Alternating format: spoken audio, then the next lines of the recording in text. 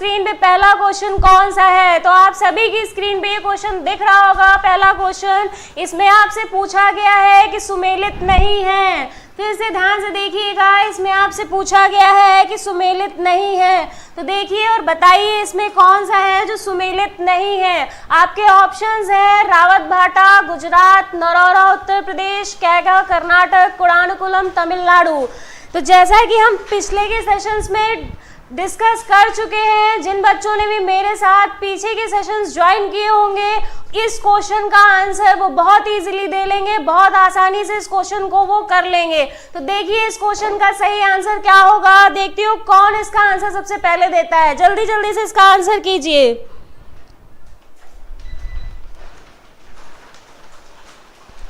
और जल्दी से सेशन को शेयर कर दीजिए और सभी लोग लाइव आ जाइए। आज के सेशन की शुरुआत हो चुकी है, जल्दी से शुरुआत कीजिए। वेरी गुड, आंसर्स आने लगे हैं। Upma Maurya, Shubham Sahu, Shiv Tiwari, Avya Soni, Sumit, Aditya, very good, answers आने लगे हैं। सुमेलित मतलब पिंटू कुमार, सुमेलित का मतलब मैच, बेटा मैच करना है इसको, इसमें पूछा गया है मैच के बारे में। सुमेलित का मतलब मैच, कौन सा मैच नहीं कर रहा है, कौन सा मैच नहीं कर रहा है, ये पूछा गया है आपसे। तो इसके आंसर्स जल्दी जल्दी से दीजिए। Very good Rahul gamer, very good बेटा, वेलकम बेटा। अगर आपका फर्स्ट क्लास है तो बहुत बहुत स्वागत है आपका। तो जल्दी से आंसर कीजिए और सेशन को शेयर कर दीजिए अपने सभी फ्रेंड्स को। जल्दी जल्दी से बता दीजिए कि आज के सेशन की शुरुआत हो चुकी है, और अच्छा लगे तो लाइक भी करते जाइएगा। तो अब अगर हम इस क्वेश्चन की बात करें तो इसमें अगर पूछा जाए, आपके ऑप्शंस है रावत भाटा, नरोरा, कैगा और कुडानुकुलम। हम इन सभी के बारे में पीछे के सेशंस में डिस्कस कर चुके हैं। तो इसका जो सही आंसर होगा वो ऑप्शन नंबर ए होगा। जिसने भी ऑप्शन नंबर ए को टिक किया है वो अपने स्कोर कार्ड में एक नंबर जोड़ लेना, ये बिल्कुल ऑप्शन सही है। अगर हम बात करें रावत भाटा की, तो रावत भाटा कहाँ है? तो रावत भाटा राजस्थान में है, गुजरात में ना हो के कहाँ है, ये राजस्थान में है। राजस्थान के रावत भाटा में ही है, और इसे हम रावत भाटा परमाणु ऊर्जा संयंत्र के नाम से भी जानते हैं। ये सभी परमाणु ऊर्जा संयंत्र थे। रावत भाटा परमाणु ऊर्जा संयंत्र जो है वो राजस्थान में। और अगर हम गुजरात की बात करें तो गुजरात के में जो है वो काकरापारा के नाम से है। गुजरात में जो परमाणु ऊर्जा संयंत्र है वो काकरापारा के नाम से है। और राजस्थान के अगर रावत भाटा की हम बात कर लें तो रावत भाटा का जो ये परमाणु ऊर्जा संयंत्र है, ये हमारे भारत का दूसरा परमाणु ऊर्जा संयंत्र है। ये हमारे भारत का दूसरा परमाणु ऊर्जा संयंत्र है। और ये कब स्थापित हुआ था? तो ये 1973 में कनाडा के सहयोग से, 1973 में कनाडा के सहयोग से ये स्थापित हुआ था। ठीक है, और गुजरात में जो है वो है काकरापारा। और अगर हम कैगा की बात कर ले और कुडानुकुलम तमिलनाडु की बात कर ले तो ये भी हमारे परमाणु ऊर्जा संयंत्र ही हैं। सत्येंद्र कुमार, मैम पेट की ऑनलाइन क्लासेस बेटा स्टार्ट हो गई हैं। कल अम्बुज सर ने आपको बैचेस के बारे में सारे डिटेल्स दे दिए थे। कल आपके पास समय था बैच ज्वाइन करने के लिए। महाराणा बैच का आगाज हो चुका है, देख लीजिए, उससे रिलेटेड सारे वीडियो, सारी इन्फॉर्मेशन आपको दे दी गई है। तो जल्दी से उस बैच को ज्वाइन कर लीजिए। ठीक है, अगर हम कैगा की बात कर लें तो ये कब एस्टैब्लिश हुआ था? तो ये सन 2000 में एस्टैब्लिश हुआ था। सन 2000 में एस्टैब्लिश हुआ था। और किसकी मदद से हुआ था? तो फ्रांस की मदद से। ये किसकी मदद से एस्टैब्लिश हुआ था या स्थापित हुआ था? तो ये सन 2000 में फ्रांस की मदद से हुआ था। और अगर हम तमिलनाडु, ये कुडानुकुलम की बात कर ले, कुडानुकुलम की बात कर ले तो ये कब एस्टैब्लिश हुआ था? तो ये सन 2017 में रूस की मदद से हुआ था। ये सन 2017 में रूस की सहायता से एस्टैब्लिश हुआ था। अब हम बढ़ते हैं अपने नेक्स्ट क्वेश्चन की ओर, देखते हैं हमारा नेक्स्ट क्वेश्चन क्या कह रहा है हमसे। इसमें आपसे पूछा गया है अंतरराष्ट्रीय न्यायालय में न्यायाधीशों की संख्या। अंतरराष्ट्रीय न्यायालय से संबंधित ये क्वेश्चन है आपका, और इसमें पूछा गया है कि न्यायाधीशों की संख्या कितनी है। आपके ऑप्शंस हैं 11, 15, 18 और 7। इंटरनेशनल कोर्ट के बारे में पूछा गया है आपसे, तो बताइए इसका सही आंसर क्या होगा। कितनी संख्या है वहां जजेस की, कितनी संख्या है वर्तमान समय में, तो जल्दी से बताइए इस क्वेश्चन का आंसर। अनिरुद्ध प्रयास, जैसे ही ऑफलाइन कोचिंग स्टार्ट होंगी आपको बता दिया जाएगा, आपको तुरंत नोटिस भेज दी जाएगी, सूचना दे दी जाएगी। आदित्य खुराना बिल्कुल सही, 2017 में ही इस्टेब्लिश हुआ था। सुमित कुमार, राहुल दास, Aditya very good. अव्या Soni, answers आने लगे हैं, लेकिन आप लोग सेशन को शेयर नहीं करना है। शेयर कीजिए भाई, जल्दी जल्दी से शेयर कर दीजिए और अपने फ्रेंड्स को बता दीजिए कि आज के सेशन की शुरुआत हो चुकी है। मुझे शेयर के लिए कहना ना पड़े बार बार, आप लोग कर दीजिए। और अगर अच्छा लग रहा है तो लाइक भी करते जाइएगा, अच्छा लग रहा है तो लाइक भी करते जाइएगा।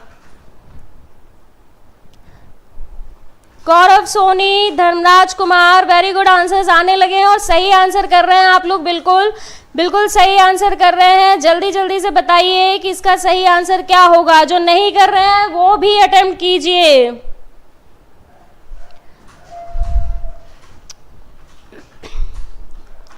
अब अगर हम बात कर लें कि अंतरराष्ट्रीय न्यायालय में न्यायाधीशों की संख्या क्या है, तो इसका जो सही ऑप्शन होगा तो वो ऑप्शन नंबर बी। जिस किसी ने भी ऑप्शन नंबर बी पे टिक किया है उसका आंसर बिल्कुल सही है। अंतरराष्ट्रीय न्यायालय में न्यायाधीशों की संख्या है वो 15 है, 15 होती ही है। अगर हम अंतरराष्ट्रीय न्यायालय बात कर ले कहाँ है, तो ये नीदरलैंड के हेग में है, द हेग में ये है। अगर हम इसकी बात कर ले ये कहाँ है, तो ये द हेग में है। द हेग कहाँ है? नीदरलैंड में है, ठीक है। और जो अंतरराष्ट्रीय न्यायालय में न्यायाधीशों की संख्या है वो 15 है वर्तमान समय में। और अगर हम बात करें कि इनका कार्यकाल कितने वर्ष का होता है, इनका कार्यकाल कितने वर्ष का होता है, तो 9 वर्ष का इनका कार्यकाल होता है, ठीक है। और अगर हम बात करें इनके रिटायरमेंट की या इनसे संबंधित जितने भी वहाँ पे ये हमारे न्यायाधीश कार्य करते हैं, तो वो प्रति 3 वर्ष में जितने हैं ये 15 न्यायाधीश, इनका जो है 1/3 प्रति 3 वर्ष में उनका कार्यकाल खत्म हो जाता है। प्रति 3 वर्ष में उनका कार्यकाल समाप्त हो जाता है।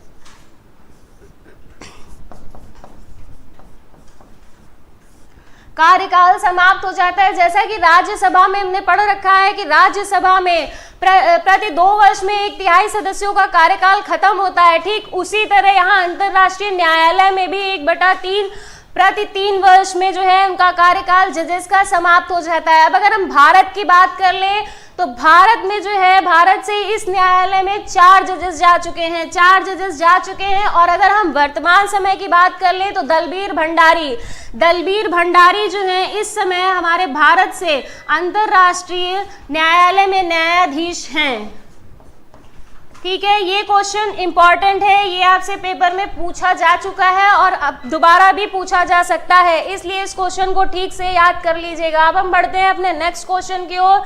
देखते हैं कि इनमें से क्या लिखा हुआ है। इस क्वेश्चन में है कि कौन से भारतीय हॉकी खिलाड़ी के नाम पे जर्मनी में एक सड़क का नाम रखा गया है। इसमें आपसे पूछा गया है कि कौन से भारतीय हॉकी खिलाड़ी के नाम पर जर्मनी में एक सड़क का नाम रखा गया है। आपके ऑप्शंस है रूप सिंह, धनराज पिल्ले, ध्यानचंद और जफर इकबाल। तो बताइए इस क्वेश्चन का सही आंसर क्या होगा। जल्दी जल्दी से बताइए इस क्वेश्चन का सही आंसर क्या होगा।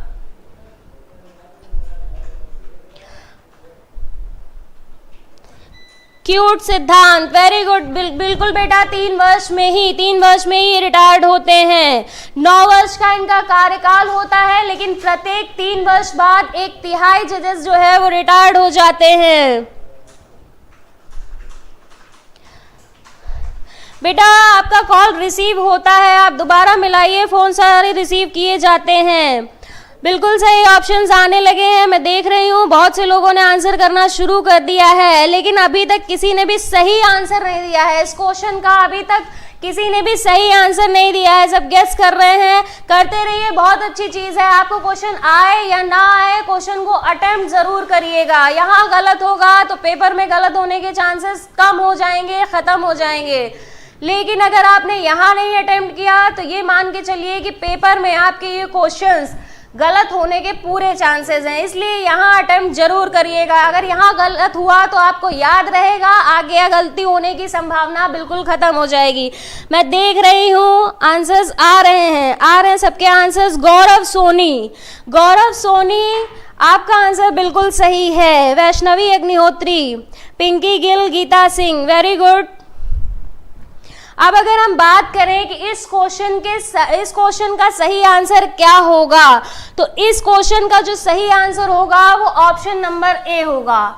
Option number A. केवल एक बच्चे ने इस क्वेश्चन का बहुत सही आंसर दिया था, गौरव सोनी। उसने इसके बारे में पढ़ रखा है, उसका आंसर बिल्कुल सही जा रहा है। इसका जो सही ऑप्शन है वो ऑप्शन नंबर ए, रूप सिंह। अगर हम बात करें तो ये रूप सिंह कौन थे, तो ये भारतीय हॉकी खिलाड़ी थे, जैसा कि हम सभी जान रहे हैं क्वेश्चन से। लेकिन इनकी इसके अलावा एक और पहचान थी, ये हॉकी के जादूगर मेजर ध्यानचंद के भाई थे।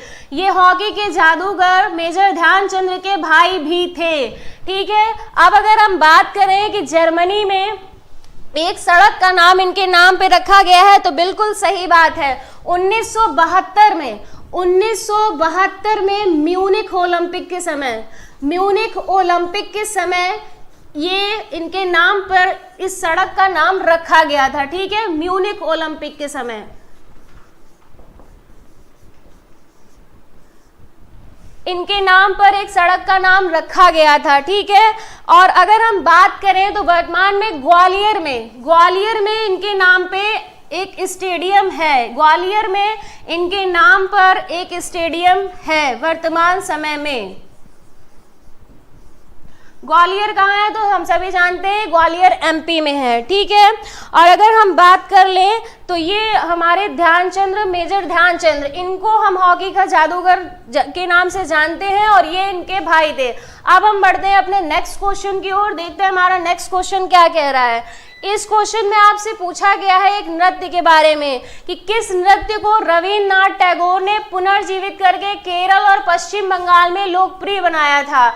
इसमें आपसे पूछा गया है कि किस नृत्य को रविन्द्रनाथ टैगोर ने पुनर्जीवित करके केरल और पश्चिम बंगाल में लोकप्रिय बनाया था। आपके ऑप्शंस हैं कथक, कथकली, मणिपुर, मोहिनीअट्टम। तो बताइए इस क्वेश्चन का सही आंसर क्या होगा, जल्दी से बताइए। मैं देख रही हूँ इस क्वेश्चन का सही आंसर कौन करता है।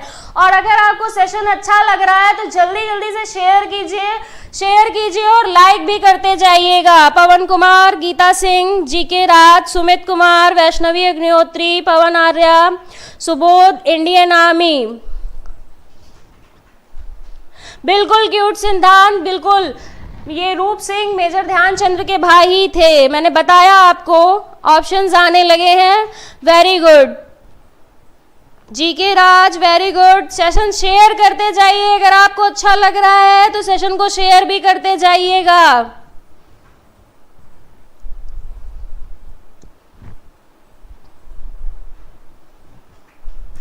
अगर इस क्वेश्चन की हम सही बात कर लें तो इस क्वेश्चन का जो सही आंसर होगा वो होगा option number D. Option number D, जिसने भी टिक किया है वो अपने स्कोर कार्ड में एक नंबर ऐड कर लेना। इसका जो ऑप्शन नंबर सही है वो ऑप्शन नंबर डी है, मोहिनीअट्टम। जिस किसी ने भी मोहिनीअट्टम को टिक किया है उसका आंसर बिल्कुल सही है। और जो लोग अलग ऑप्शंस चूज कर रहे हैं ए बी सी, वो अपना आंसर सही कर लो बेटा, वो अपना आंसर सही कर लो, नोट डाउन कर लो। अगर हम बात करें मोहिनीअट्टम की, तो मोहिनीअट्टम कहाँ का शास्त्रीय नृत्य है? ये एक प्रकार का शास्त्रीय नृत्य है। हमने पीछे के सेशंस में बात की थी कि हमारे देश में कुल 8 प्रकार के शास्त्रीय नृत्य होते हैं और उन्हीं में से ये 4 प्रकार के शास्त्रीय नृत्य हमें ऑप्शंस में दिए हुए हैं। तो मोहिनीअट्टम की बात कर ले तो ये कहाँ से है? तो ये केरल से है। मोहिनीअट्टम कहाँ का है? तो केरल का शास्त्रीय नृत्य है। और इसी नृत्य को रविन्द्रनाथ टैगोर ने पुनर्जीवित करके केरल और पश्चिम बंगाल दोनों जगह पे लोकप्रिय बनाया था। हमारे देश में टोटल 8 प्रकार के शास्त्रीय नृत्य पाए जाते हैं। टोटल 8 प्रकार के जो है शास्त्रीय नृत्य पाए जाते हैं। अब कथक की बात करें तो ये यूपी का है, कथकली भी केरल से है। और अगर मणिपुरी की बात करें तो ये मणिपुर से है।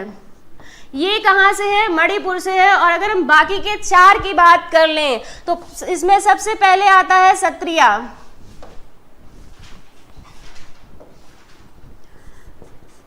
सत्रिया जो नृत्य है वो कहाँ का है, तो उसकी बात कर लें तो ये आसाम का है। ये कहाँ का है, असम का है। इसके अलावा ओडिसी की बात कर लें, ओडिसी नृत्य की बात कर लें तो ये उड़ीसा का है। ये कहाँ का है, ओडिशा का है। और अगर हम भरतनाट्यम की बात करें तो इसके अलावा दो और हमारे ऑप्शंस होंगे। इसके अलावा मैम आज पहली बार हूँ, जीके राज। कोई बात नहीं बेटा, अगर आप सेशन ज्वाइन कर रहे हो और अगर सही आंसर दे रहे हो तो मैं जरूर आपका नाम लेती रहूंगी। दिनेश राजकुमार, दिनेश राजकुमार। भरतनाट्यम और कुचिपुड़ी, इसके अलावा जो दो नृत्य और हैं वो भरतनाट्यम और कुचिपुड़ी भी हैं।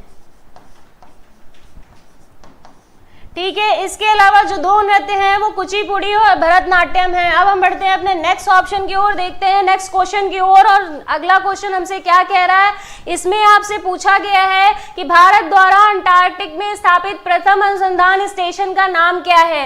भारत द्वारा अंटार्कटिक में स्थापित प्रथम अनुसंधान स्टेशन का नाम क्या है। आपके ऑप्शंस हैं अग्निहोत्री, आर्यभट्ट, दक्षिण गंगोत्री और मैत्री। बताइए इन चार में से कौन सा ऑप्शन सही होगा। हम इस क्वेश्चन के बारे में भी पीछे के सेट्स में डिस्कस कर चुके हैं। मैंने आपको बताया था कि अंटार्कटिका में भारत के द्वारा जो अनुसंधान स्टेशन स्थापित किए गए थे उनमें से 3 जो है भारत ने अपने अनुसंधान स्टेशन यहाँ पे स्थापित किए थे। टोटल 3 स्टेशन जो है वो भारत के यहाँ पे स्थापित हैं वर्तमान समय में। तो बताइए कि इनमें से कौन सा ऑप्शन सही होगा। भारत ने सबसे पहले किस स्टेशन को यहाँ पे स्थापित किया था। बताइए इस क्वेश्चन का सही आंसर क्या होगा। वेरी गुड, आंसर्स आने लगे हैं। सुमित कुमार, पिंटू कुमार, नरेश, मोहम्मद सद्दाम खान, वैष्णवी अग्निहोत्री, राकेश कुमार बिल्कुल सही जा रहे हैं। मोस्टली लोगों के आंसर बिल्कुल सही आ रहे हैं। मैं देख रही हूँ मोस्टली लोगों के आंसर बिल्कुल सही आ रहे हैं।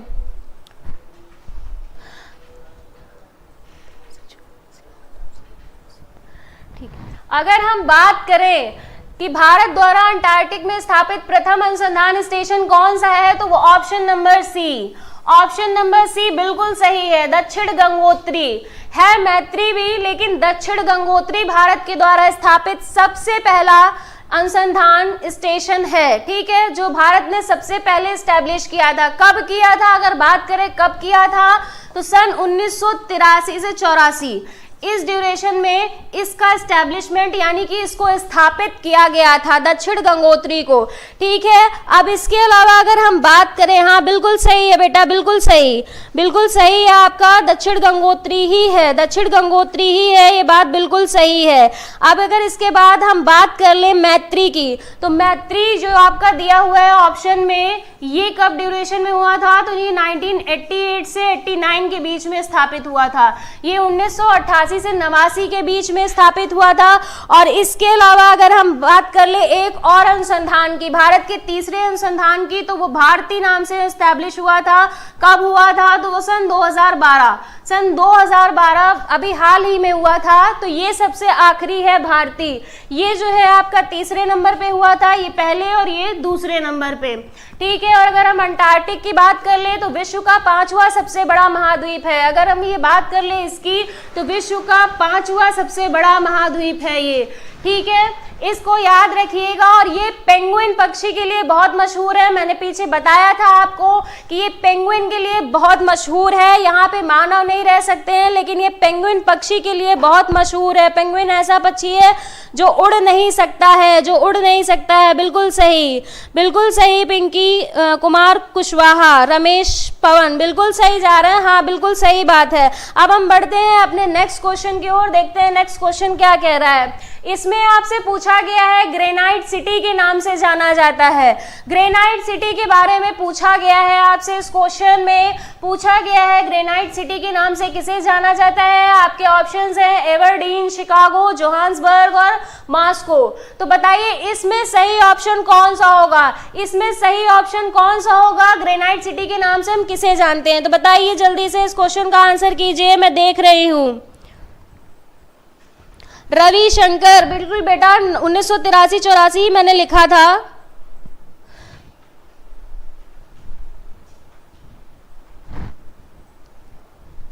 आंसर्स आने लगे हैं। शुभम साहू, सुबोध कुमार, किरण शुक्ला, सुमित कुमार, पवन आर्या, संजय कुमार, जीके राज, श्याम कुमार।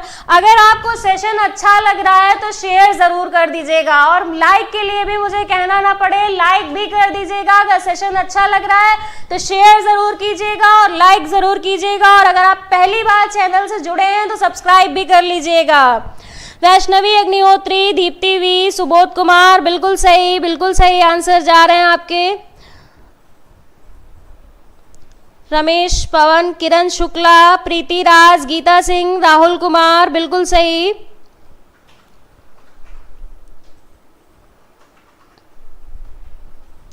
अगर हम इस क्वेश्चन की बात करें कि ग्रेनाइट सिटी के नाम से हम किसे जानते हैं तो ये ऑप्शन नंबर ए जो है आपका, ये बिल्कुल सही है। एवरडीन को हम ग्रेनाइट की सिटी के नाम से जानते हैं। ग्रेनाइट सिटी के नाम से हम किसको जानते हैं तो एवरडीन को हम ग्रेनाइट सिटी के नाम से जानते हैं। ये कहाँ का शहर है तो ये स्कॉटलैंड का शहर है। अगर मैं बता दूं ये कहाँ का शहर है तो नोट कर लीजिएगा, ये स्कॉटलैंड का शहर है एवरडीन, जिसे हम ग्रेनाइट सिटी के नाम से जानते हैं। ठीक है, इसे हम ग्रेनाइट सिटी के नाम से जानते हैं। और अगर हम बात कर लें कि भारत में हम किसे ग्रेनाइट सिटी के नाम से जानते हैं तो भारत का जो ग्रेनाइट सिटी है वो हम किसको जानते हैं इस नाम से। अगर आपको आता है तो बताइए मुझे चैट बॉक्स में कि भारत में हम किस शहर को ग्रेनाइट सिटी के नाम से जानते हैं।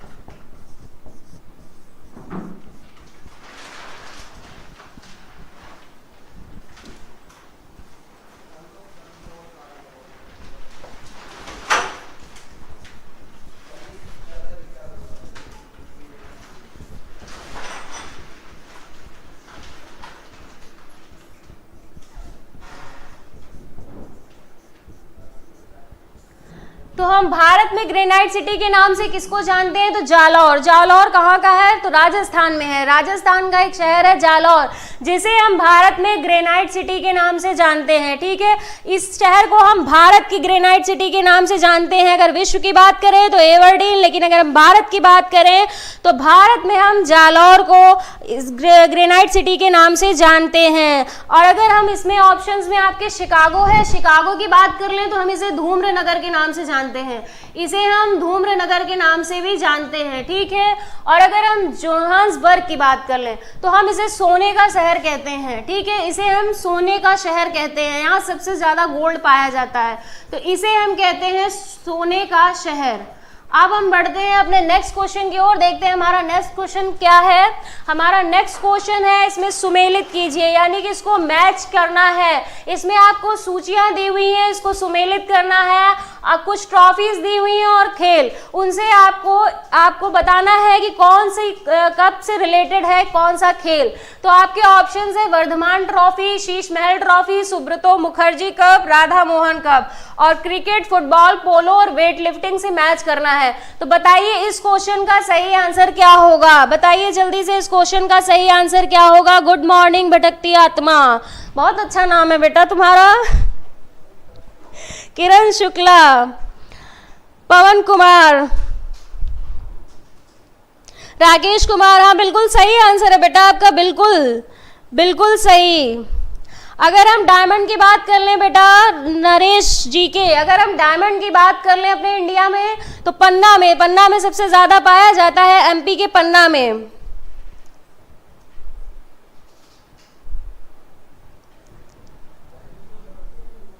वेरी गुड, आंसर्स आने लगे हैं, आंसर्स बिल्कुल सही भी आ रहे हैं, मैं देख रही हूं आंसर्स आने लगे हैं, बिल्कुल सही। तो अगर हम इस क्वेश्चन की बात करें तो वर्धमान ट्रॉफी आपकी रिलेटेड है वेट लिफ्टिंग से। वर्धमान ट्रॉफी जो है आपकी रिलेटेड है वो किससे है, वेट लिफ्टिंग से रिलेटेड है। और अगर हम बात करें शीश महल ट्रॉफी तो क्रिकेट से रिलेटेड है आपकी शीश महल ट्रॉफी। सुब्रतो मुखर्जी कप की बात करें तो ये फुटबॉल से रिलेटेड है। और राधा मोहन कप की बात करें तो ये पोलो से रिलेटेड है। तो इस तरह से आपके ऑप्शन जो सही होगा वो होगा 4, 1, 2 और 3। तो देखते हैं ये कहाँ है 4, 1, 3। Option number B 4, 1, 2, 3, option number B आपका बिल्कुल सही है। जिसने भी ऑप्शन नंबर बी को टिक किया है वो अपने स्कोर कार्ड में 1 नंबर नंबर जोड़ लेना। ऑप्शन नंबर बी बिल्कुल सही है, ए वाले अपना करेक्ट कर लो। अब हम बढ़ते हैं अपने नेक्स्ट क्वेश्चन की ओर, देखते हैं हमारा नेक्स्ट क्वेश्चन क्या है। मैजिक सिटी के नाम से जाना जाता है, इसमें पूछा गया है आपसे मैजिक सिटी के बारे में कि हम किस शहर को मैजिक सिटी के नाम से जानते हैं। आपके ऑप्शंस हैं Glasgow, Las Vegas, Monte Carlo, San Francisco. तो बताइए कि इसमें आपका कौन सा ऑप्शन सही होगा। हम मैजिक सिटी के नाम से किसे जानते हैं?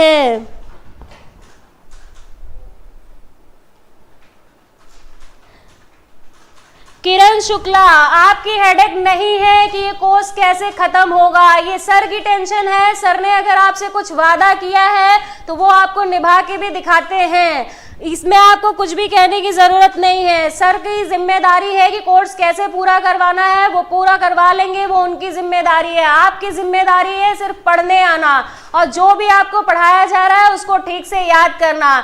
इसकी टेंशन आप बिल्कुल भी मत लीजिए।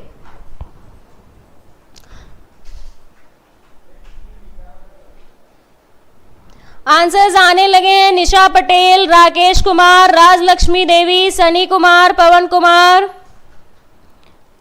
वैष्णवी, सुबोध, कल्पना पटेल। वेरी गुड, आंसर्स आने लगे हैं और सही भी जा रहे हैं आप लोग।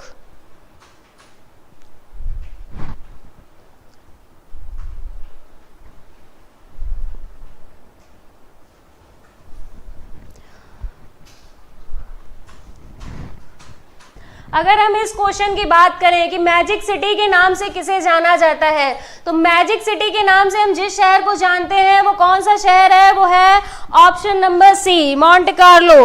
मोंटे कार्लो को हम मैजिक सिटी के नाम से जानते हैं। मोंटे कार्लो को हम मैजिक सिटी के नाम से जानते हैं। मोस्टली बच्चे इसका गलत आंसर कर रहे हैं, वो सही कर लीजिए। ये जो मैजिक सिटी है, मैजिक सिटी को हम मोंटे कार्लो को मैजिक सिटी के नाम से जानते हैं। अगर हम बात करें तो ये कहाँ है, तो ये जो है यूरोप महाद्वीप, यूरोप महाद्वीप में है। यूरोप महाद्वीप में है मोनाको कंट्री।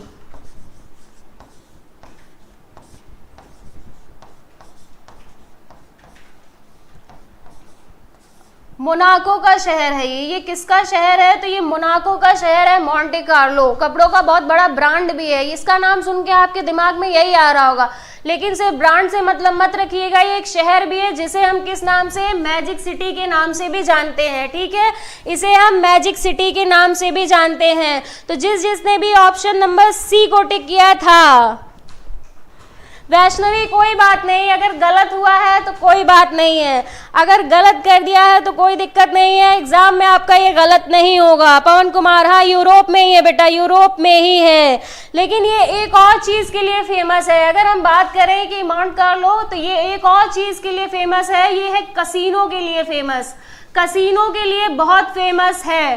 ठीक है, कसीनो आप सबने बहुत सुना होगा, हिंदी मूवीज में बहुत दिखाया जाता है कसीनो, तो कसीनो के लिए भी ये बहुत मशहूर है। आपसे पेपर में पूछा गया है कसीनो के बारे में।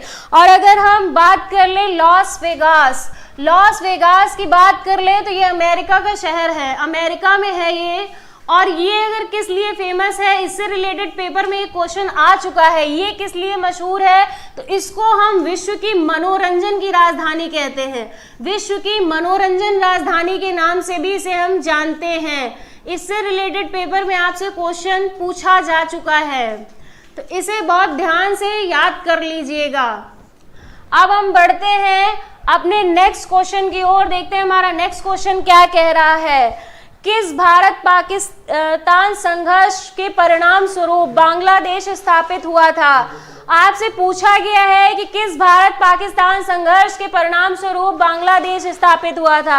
आपके ऑप्शंस हैं दिसंबर 1971 में, जनवरी 1971 में, फरवरी 1972 में या नवंबर 1971 में। तो बताइए इस क्वेश्चन का सही आंसर क्या होगा? ये इस क्वेश्चन का सही आंसर बताइए कि क्या होगा। कोई बात नहीं, शूटिंग रिलैक्सेशन, कोई बात नहीं, अगर लेट हो गया है तो आप इसको फिर से देख सकते हैं सेशन को, और आप जहां से आए हैं वहीं से जुड़ जाइए और ये क्वेश्चन सॉल्व कीजिएगा। मनोरंजन कैपिटल भानु प्रताप, बिल्कुल सही। पवन कुमार, हाँ अमेरिका में ही है बेटा, अमेरिका में ही है। राजलक्ष्मी देवी, गलत हो गया है तो कोई बात नहीं है, कोई बात नहीं, अगर गलत हो गया है तो पेपर में गलत नहीं होगा, इसकी गारंटी मैं ले रही हूँ, पेपर में गलत नहीं होगा। यहाँ गलत हो गया है तो कोई बात नहीं। बताइए इस क्वेश्चन का सही आंसर क्या होगा? धर्मराज गुर्जर, गुड मॉर्निंग बेटा। ये जो मैं क्वेश्चंस करा रही हूँ ये पेट में भी मिलेंगे आपको, ऐसा नहीं है कि पेट में कहीं हवा से पेपर बनेगा, इसी से बनेगा, इसी तरह के क्वेश्चन पूछे जाते हैं आपसे, कहीं अलग से कुछ नहीं पूछा जाता है, यहीं से आपसे सारी चीजें पूछी जाती है। तो ये जो क्वेश्चन आप यहाँ डिस्कस कर रहे हैं, करंट से लेके हिस्ट्री से लेके हर फील्ड से ये क्वेश्चन हम डिस्कस करते हैं। तो ये जो जीके के क्वेश्चंस हैं इसी तरह के क्वेश्चन आपको पेपर में मिलने वाले हैं, तो इनको सॉल्व जरूर करिएगा, ये सॉल्व करना आपके लिए बहुत जरूरी है। Thank you Pawan Kumar, thank you. Anjali Gautam, बहुत पीछे चल रही हो बेटा, मॉन्ट कार्लो हो चुका है। इस क्वेश्चन का सही आंसर बताओ क्या होगा? इस क्वेश्चन का सही आंसर क्या होगा?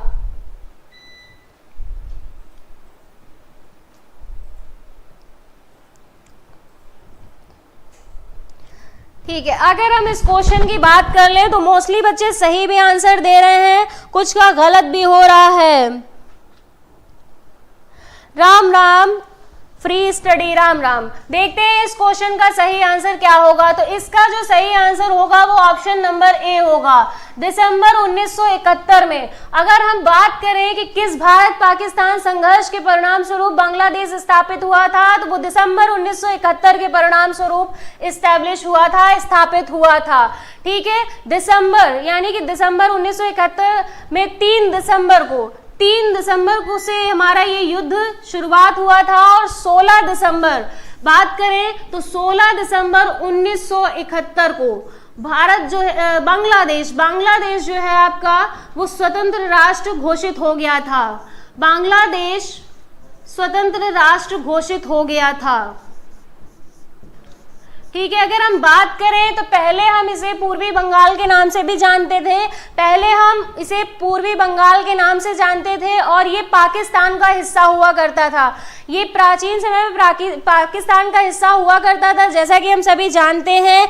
लेकिन मार्च 1971 की बात करें तो यहाँ पे जो हुआ था मार्च 1971 में कुछ राजनीतिक उपेक्षा और कुछ कह लें कि उपेक्षाओं का शिकार होने की वजह से जो बांग्लादेश था उसने अपने आप को अलग करने की घोषणा करी थी, मतलब अलग करने के लिए उसने वहां से शुरुआत कर दी थी कि हम अलग होना चाहते हैं पाकिस्तान से। उसके बाद उन्होंने अपने को भारत से मदद मांगी, और भारत उस समय कुछ परिस्थितियों को देखते हुए उस समय युद्ध नहीं किया जा सकता था, तो इस युद्ध को इसकी शुरुआत जो हुई थी वो दिसंबर 1971 में हुई थी, 3 दिसंबर 1971 में हुई थी।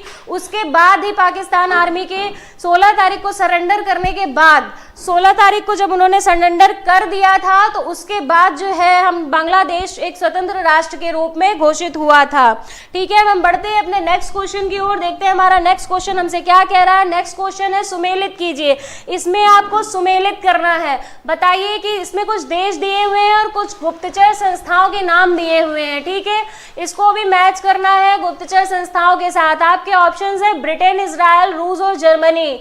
ऑप्शंस है मोसाद, BND, MI6, GRU। तो बताइए कि इस क्वेश्चन का सही आंसर क्या होगा। इस क्वेश्चन का सही आंसर क्या होगा, जल्दी से बताइए कि इस क्वेश्चन का सही आंसर क्या होगा। मैं देख रही हूँ। Good morning Chandan Kumar Roy, good morning बेटा। मेरा सही था। सोनू ओबराय, मुबारक हो बेटा, अगर तुम्हारा सही था तो बहुत अच्छी बात है। पिंकी कुमारी कुशवाहा, गलत हुआ है तो कोई बात नहीं, पेपर में गलत नहीं होना चाहिए बेटा, पेपर में गलत नहीं होना चाहिए। यहाँ हो गया है तो कोई बात नहीं। अब जल्दी से इस क्वेश्चन का आंसर दो। स्वाति यादव, पिंटू कुमार, प्रकाश गहलोत, राहुल गेमर। अगर तुम 12वीं क्लास से ही तैयारी शुरू कर रहे हो तो बेटा तुम्हारा आगे आने वाले 1-2 साल में सिलेक्शन हो जाएगा, बहुत अच्छी चीज है, करते रहो practice. Divya Shukla, good morning.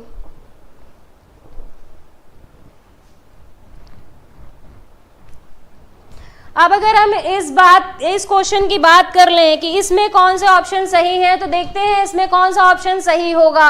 अगर हम ब्रिटेन की बात कर लें तो ब्रिटेन की गुप्तचर संस्था जो है MI6 है, ब्रिटेन की गुप्तचर संस्था MI6 है। और अगर हम इजराइल की बात कर लें तो मोसाद बहुत चर्चा में रही है, इजराइल की जो गुप्तचर संस्था है उसका नाम है मोसाद। और अगर रूस की बात कर लें तो रूस की GRU, रूस की जो गुप्तचर संस्था है उसका नाम GRU है। और जर्मनी की संस्था का नाम BND। तो इसके हिसाब से जो आपका ऑप्शन सही होगा वो 3142। देखते हैं कहाँ है आपका ये option 3142, option number D. Option number D पे जिस किसी ने भी क्लिक किया है उसका आंसर बिल्कुल सही है। ऑप्शन नंबर डी बिल्कुल सही है। इस क्वेश्चन के लिए जिसने भी ऑप्शन नंबर डी को टिक किया था वो अपने अपने स्कोर कार्ड में एक नंबर जोड़ लेना। अब हम बढ़ते हैं अपने नेक्स्ट क्वेश्चन की ओर, देखते हैं हमारा नेक्स्ट क्वेश्चन किससे रिलेटेड है। तो ये हमारी सौंदर्य प्रतियोगिता से रिलेटेड क्वेश्चन है। मिस यूनिवर्स खिताब जीतने वाली पहली भारतीय हैं।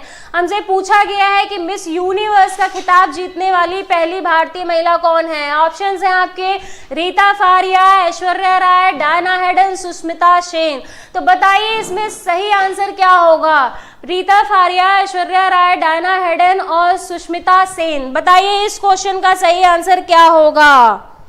लड़कियों बताओ जल्दी से इस क्वेश्चन का सही आंसर क्या होगा। अपूर्व शुक्ला, राजलक्ष्मी देवी, राकेश राज, दीक्षा, तुलाकांत कुमार, पिंटू कुमार, पवन कुमार, पिंटू कुमार, सुमित सिंह ठाकुर, आजाद, राकेश कुमार। आंसर्स आने लगे हैं और मैं देख रही हूँ मोस्टली बच्चे सही भी टिक कर रहे हैं। मोस्टली बच्चे जो है वो बिल्कुल सही टिक कर रहे हैं। ठीक है, अगर अब हम इस क्वेश्चन की बात करें तो option number D miss universe की अगर हम बात करें तो ये ऑप्शन नंबर डी बिल्कुल सही है। बिल्कुल सही आंसर किया है आप लोगों ने, सुष्मिता सेन। सुष्मिता सेन जो थी वो हमारे भारत से मिस यूनिवर्स बनने वाली पहली महिला थी। कब बनी थी तो बात करें कब बनी थी तो 1994 में। 1994 में ये मिस यूनिवर्स बनी थी। और उसी साल अगर बात करें ऐश्वर्या राय की तो मिस वर्ल्ड भी हमारी कंट्री से उसी साल ये बनी थी 1994 में।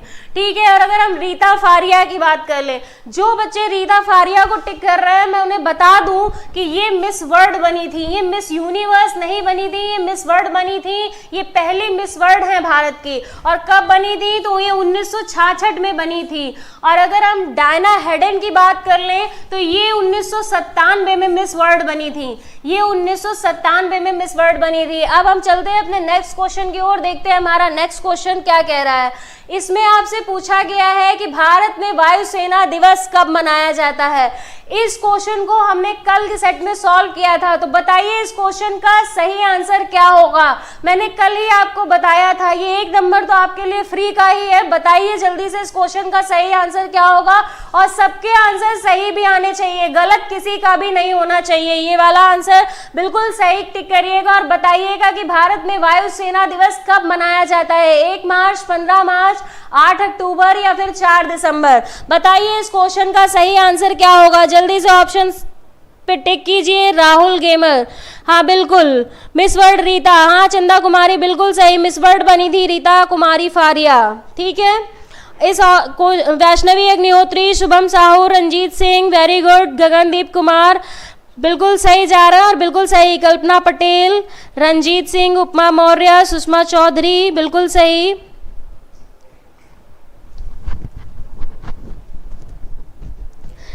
तो इस क्वेश्चन की बात कर लें तो इसका जो सही आंसर है वो ऑप्शन नंबर सी है। बिल्कुल सही, आप सभी ने बिल्कुल सही आंसर दिया है। 8 अक्टूबर 8 अक्टूबर जो है 8 अक्टूबर 1932 को हमारी इंडियन एयरफोर्स एस्टैब्लिश हुई थी। तो किस नाम से, रॉयल एयरफोर्स के नाम से एस्टैब्लिश हुई थी। तो भारत में वायुसेना दिवस हम इसीलिए 8 अक्टूबर को मनाते हैं। ठीक है, भारत में हम वायुसेना दिवस जो है वो 8 अक्टूबर को ही मनाते हैं। और अगर हम 4 दिसंबर की बात कर लें, 4 दिसंबर की बात कर लें तो इस दिन हम क्या मनाते हैं, अपना नौसेना दिवस मनाते हैं। इस दिन हम क्या मनाते हैं, अपना नौसेना दिवस मनाते हैं।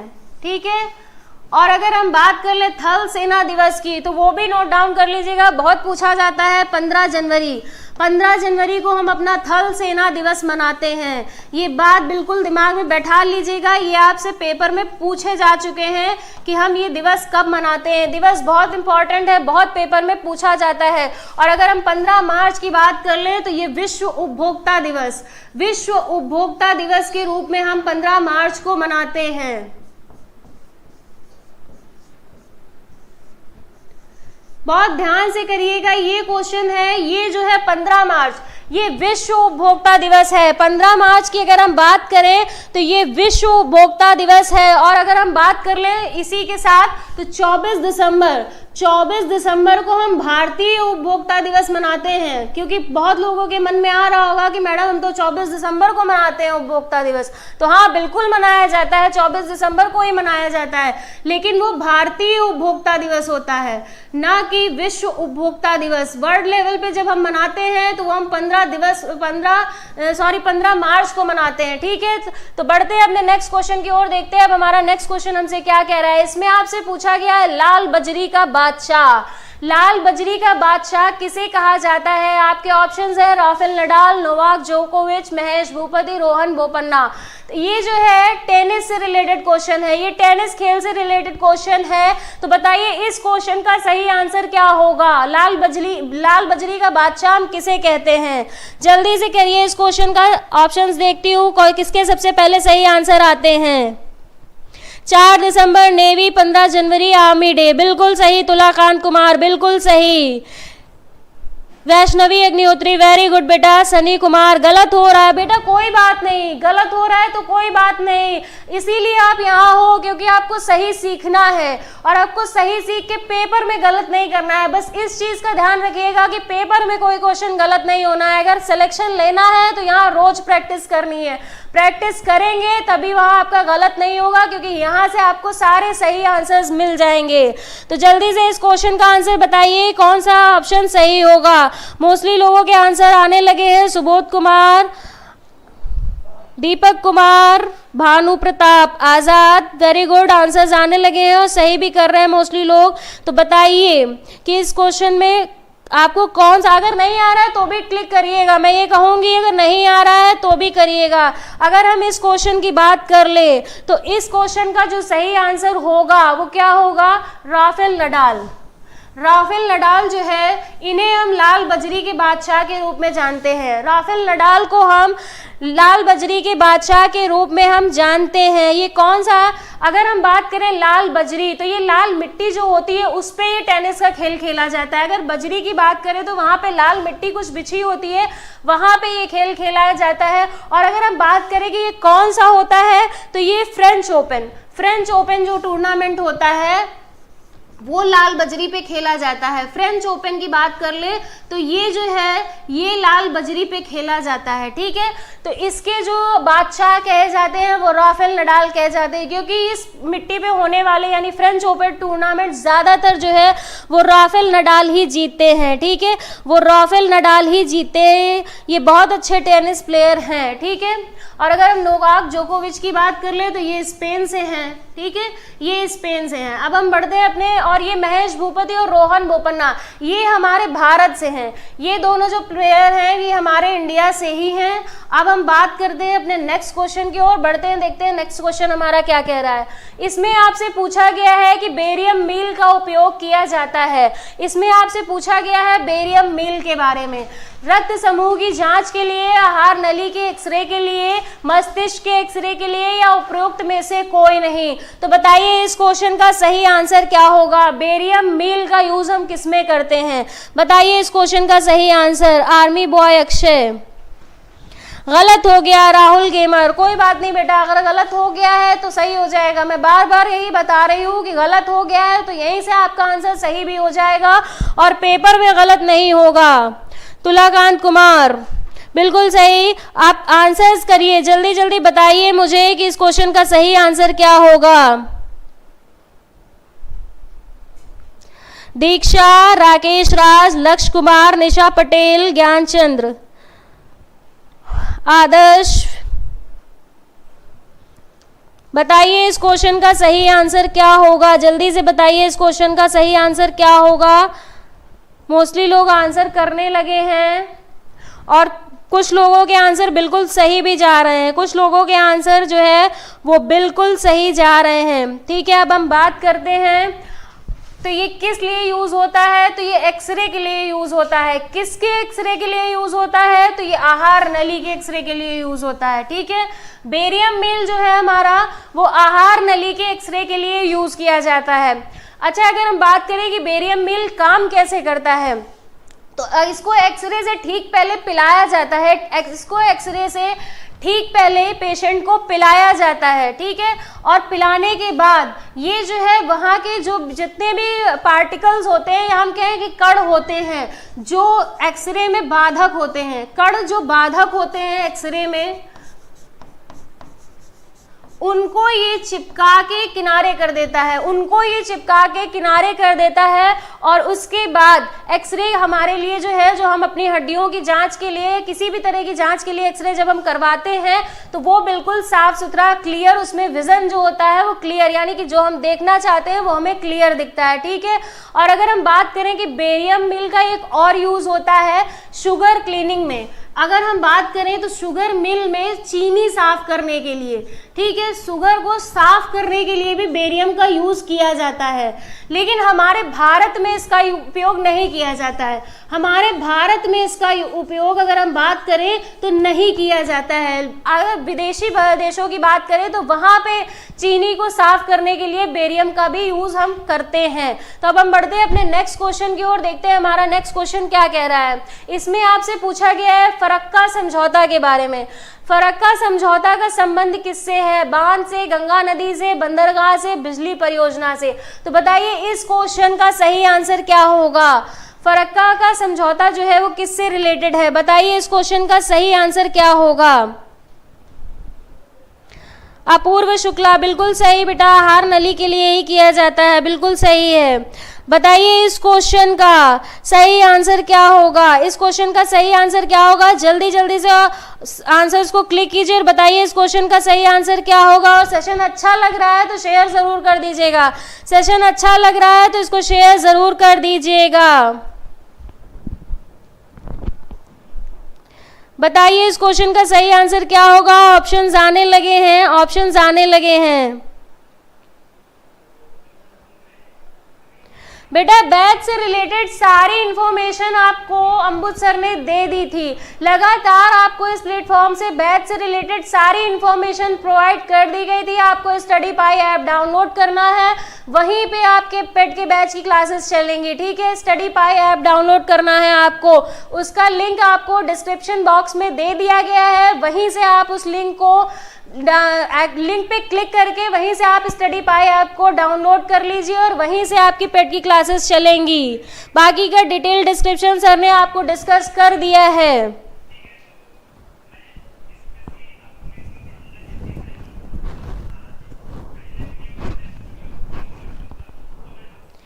ठीक है, अब हम देखते हैं अगर इस क्वेश्चन का सही आंसर है तो मोस्टली लोग बच्चे ए पे टिक कर रहे हैं। हाँ, तो फरक्का डैम है, बिल्कुल सही है, लेकिन ये पूछा गया है किसका संबंधित किससे है, तो ये है गंगा नदी से संबंधित, ये गंगा नदी से संबंधित है। इसका जो ऑप्शन सही होगा वो गंगा नदी से। अगर आपसे पूछा जाता है फरक्का डैम कहाँ पे है तो या फरक्का के बारे में और कुछ पूछते तो वो सही हो जाता है डैम, लेकिन यहाँ आपसे समझौते के बारे में पूछा गया है तो वो जो समझौता हुआ था वो गंगा नदी के जल को बंटवारे को लेकर हुआ था। ठीक है, इसमें जल बंटवारे को लेकर समझौते हुए थे, जल के बंटवारे को लेकर समझौते हुए थे, इसलिए अगर इस क्वेश्चन का सही आंसर देखें तो वो गंगा नदी से संबंधित होगा। ठीक है, गंगा नदी से संबंधित होगा क्योंकि ये जो डैम बनाया गया था इसमें 70,000 क्यूसेक से कम पानी होने पर भी इसमें क्या था कि अगर हम बात करें तो 70,000 क्यूसेक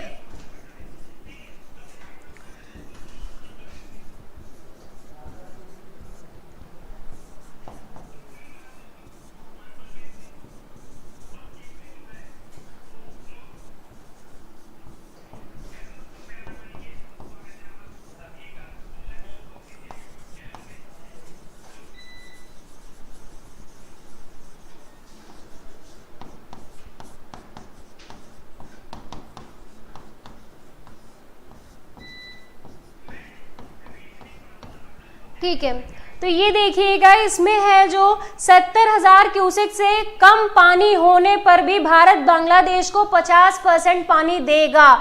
इस जो समझौते में है वो यही बंटवारे में जल बंटवारे में समझौता किया गया था। जो 70,000 क्यूसेक पानी जो कि एक खतरे का लेवल है, यानी कि ये जो है ये खतरे का लेवल है, ये कम पानी होने का खतरा है, लेकिन फिर भी जो है भारत बाध्य है किसको, बांग्लादेश को 50% पानी देने के लिए।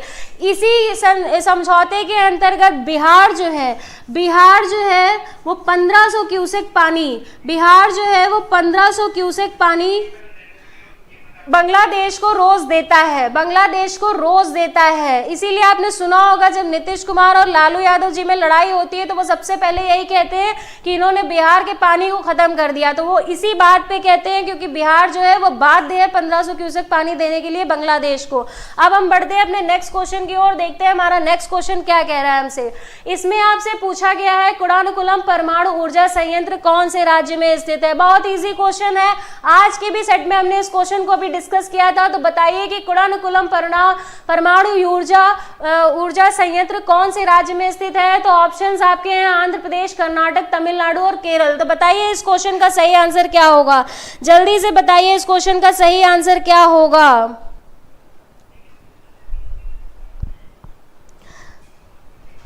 तो इस क्वेश्चन का जो सही आंसर होगा वो बताइए जल्दी से क्या होगा। मैं देख रही हूँ कमेंट्स आपके आ रहे हैं। मेरा राइट है, बिल्कुल सही, मुबारक हो अरुण राठौर, अगर तुम्हारा सही है तो बहुत बहुत मुबारक हो बेटा। रमेश पासवान गलत हो रहा है, सुरेश कुमार गलत हो रहा है, कोई बात नहीं बेटा, यहाँ सही करने ही आए हो, सही करने ही आए हो। अगर गलत हो रहा है तो यहाँ सही होगा, मैं सही भी तो करवा रही हूँ। तो इस क्वेश्चन का जो सही ऑप्शन है वो तमिलनाडु है। कौन सा सही आंसर होगा, वो तमिलनाडु होगा। इस क्वेश्चन के बारे में हम डिस्कस कर चुके हैं, ये 2017 में स्टैब्लिश हुआ था। कब हुआ था, तो 2017 में। किसकी मदद से, तो रूस की मदद से ये स्थापित हुआ था। अब हम बढ़ते हैं अपने नेक्स्ट क्वेश्चन की ओर, देखते हैं हमारा नेक्स्ट क्वेश्चन क्या है।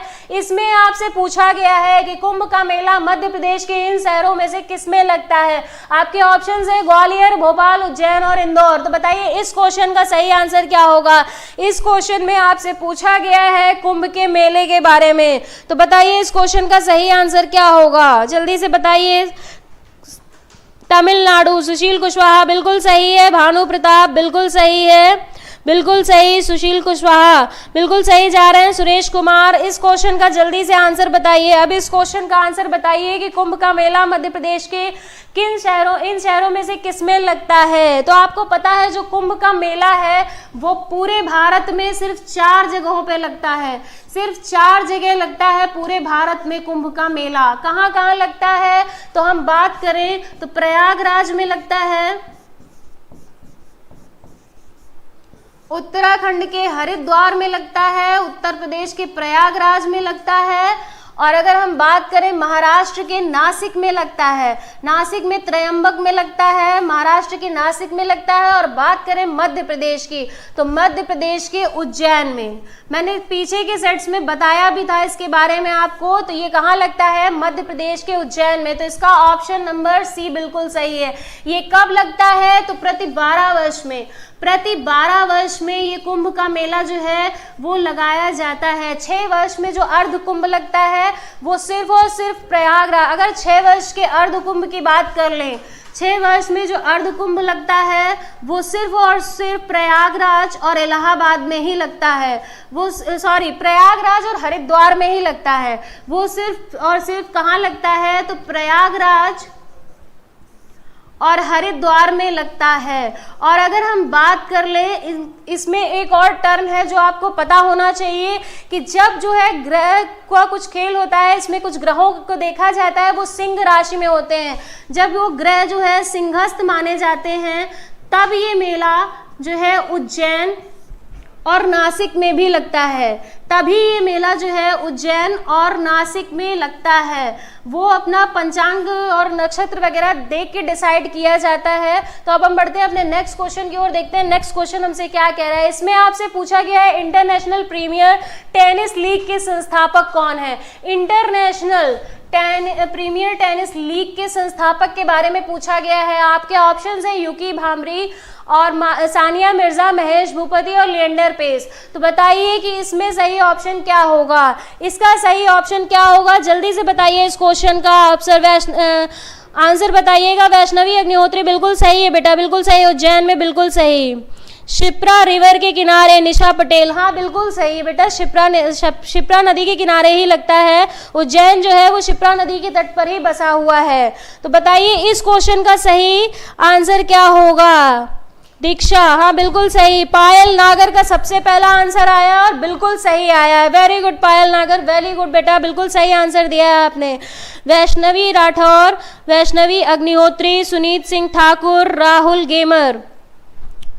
क्यूसेक मैम, क्यूसेक एक यूनिट होती है जो नापने में, पानी नापने में इस्तेमाल की जाती है। वो 3 यूनिट से मिलकर बनी होती है। जब कभी हम डिटेल में इस क्वेश्चन को डिस्कस करेंगे तब फिर से बताएंगे। अभी टाइम कम होता है, यहाँ पे काफ़ी क्वेश्चंस होते हैं डिस्कस कराने के लिए, तो मैंने आपको जितना बताया है उतना आप याद रख लीजिएगा।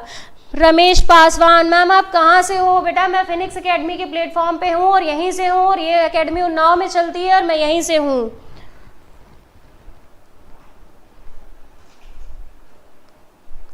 शिवानी राज, हाँ बिल्कुल सही है बेटा। दीक्षा बिल्कुल सही। भानु प्रताप बिल्कुल सही, बिल्कुल सही है, बिल्कुल सही जा रहे हैं। तो अगर हम बात करें इस क्वेश्चन का सही आंसर क्या है, तो महेश भूपति, महेश भूपति जो है वो बिल्कुल सही है। इसके जो संस्थापक थे वो कौन थे, तो महेश भूपति। ये टेनिस प्लेयर हैं, भारत के टेनिस प्लेयर है। अगर हम बात करें कि इसकी शुरुआत कब हुई थी, तो सन 2014 में इसकी शुरुआत जो हुई थी वो आई थिंक सन 2013 में, सॉरी, इसकी जो शुरुआत हुई थी वो सन 2013 में हुई थी। अगर हम बात करें तो ये 2013 में शुरू हुआ था और ख़त्म कब हो गया था, तो 2016 से। तो 2013 से 16 के बीच में ये कुछ सेशंस हुए थे जिसमें 4 देशों ने हिस्सा लिया था। टोटल 4 कंट्रीज़ ने इसमें हिस्सा लिया था। और उसके अलावा अगर हम बात करें वो 4 कंट्रीज़ कौन से थे, तो वो थे भारत, क्योंकि भारत से ही थे ये, तो ये भारत तो होना ही है। और भारत के अलावा जापान और सिंगापुर, और बात करें यूएई, चौथा जो था वो यूएई, संयुक्त अरब अमीरात। यूएई का मतलब संयुक्त अरब अमीरात। तो इन 4 देशों ने इसमें टोटल हिस्सा लिया था इस प्रीमियर लीग में। लेकिन 2016 के बाद से ये लीग नहीं हुई है, वहीं से ये लीग जो है ख़त्म हो गई थी। अब हम बढ़ते हैं, इसका कोई भी संस्करण जो है 2016 के बाद से नहीं हुआ है। 2016 में इसका आखिरी संस्करण हुआ था। अब हम बढ़ते हैं अपने नेक्स्ट क्वेश्चन की ओर, देखते हैं कि नेक्स्ट क्वेश्चन क्या कह रहा है। इसमें आपसे पूछा गया है अंतरिक्ष यात्री का नाम बताइए जिसने लगातार 340 दिन अंतरिक्ष में बिताए थे और पृथ्वी पर सुरक्षित लौटा था। तो बताइए उस अंतरिक्ष यात्री का नाम क्या होगा। Joseph F Baker, Scott Joseph Kelly, William S Dana, William J Knight. तो बताइए इस क्वेश्चन का सही आंसर क्या होगा। जल्दी से आंसर कीजिए, मैं देख रही हूँ इस क्वेश्चन का सही आंसर कौन बताता है सबसे पहले। भारत, सिंगापुर, यूएई, बिल्कुल सही। वैष्णवी बिल्कुल सही। भानु प्रताप बिल्कुल सही।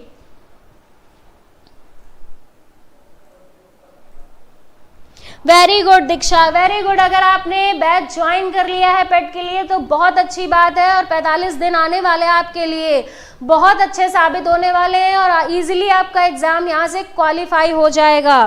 ठीक है, इस क्वेश्चन का आंसर दीजिए और बताइए इस क्वेश्चन का सही आंसर क्या होगा।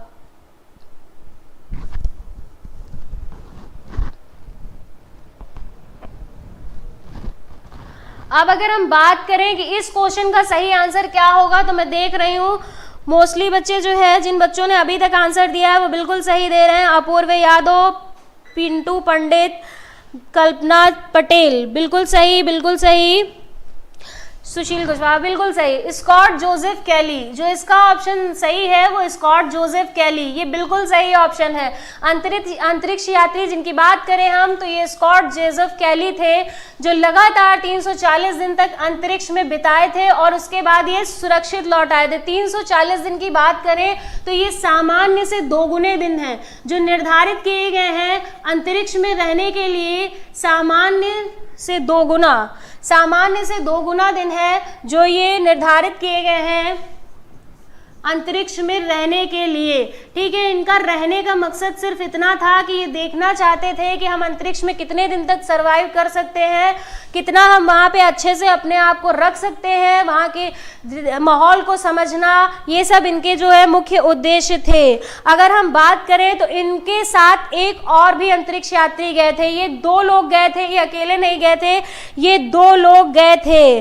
अगर हम बात करें तो इनके साथ मिखाइल कार्निएंगो ये भी गए थे। इस नाम को भी आप नोट कर लीजिएगा, हो सकता है आपसे पेपर में ये भी पूछा जाए, क्योंकि इनके बारे में आपसे पूछा गया है, तो ये नाम भी आपको ऑप्शंस में मिल सकता है। तो ये मिखाइल कार्निएंगो जो कि रूस से थे, ये भी इनके साथ इस मिशन पे थे, ये रूस से थे और इनके साथ इस मिशन पे थे। हम बढ़ते हैं अपने नेक्स्ट क्वेश्चन की ओर, देखते हैं हमारा नेक्स्ट क्वेश्चन क्या है।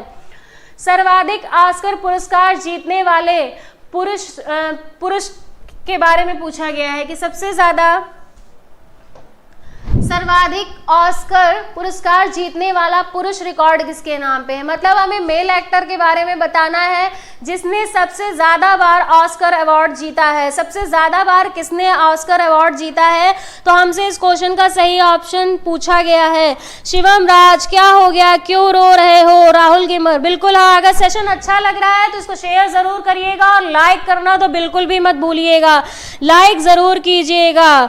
ये आपका जो क्वेश्चन है रोज की तरह ये आपका होमवर्क क्वेश्चन है, क्योंकि यहाँ से जाने के बाद मुझे पता है कोई नहीं पढ़ता है, इसलिए मैं होमवर्क देके जाती हूँ और कमेंट सेक्शन में मैं ये भी देखती हूँ कि कौन आंसर सही कर रहा है और किसका आंसर सबसे पहले आ रहा है और किसको किसको ये इस क्वेश्चन का आंसर आ रहा है। तो ये थोड़ा सा आपके लिए होमवर्क है, वार्म अप के लिए है कि यहाँ से जाने के बाद इस सेशन को जब आप रिवाइज करेंगे तो ये जो लास्ट क्वेश्चन है ये आपका होमवर्क है और बताइएगा कि ये इसका सही आंसर क्या होगा। और मैं कमेंट सेक्शन में बताऊंगी आपको कि इसका सही आंसर क्या होगा। इसका सही आंसर क्या होगा ये मैं आपको वहीं बताऊंगी। तो आपके ऑप्शंस हैं Walt Disney, Steven Spielberg, Ridley Scott, Joseph M Newman. तो बताइए कि Joseph M Newman, Ridley Scott, Steven Spielberg, Walt Disney, इसमें से सही आंसर क्या होगा। तो कल के सेशन में हम फिर से यही मिलेंगे 9 बजे रोज की तरह। हम कल फिर से लाइव होंगे और कल फिर से हम 20 क्वेश्चन सॉल्व करेंगे। तो इस क्वेश्चन का सही आंसर, सेशन कैसा लगा और अपना स्कोर कार्ड, ये 3 चीजें यहाँ से निकलने के बाद कमेंट बॉक्स में आप हमें जरूर बताइएगा कि कैसा लगा आपको। तब तक के लिए जय हिंद, जय भारत, वंदे मातरम।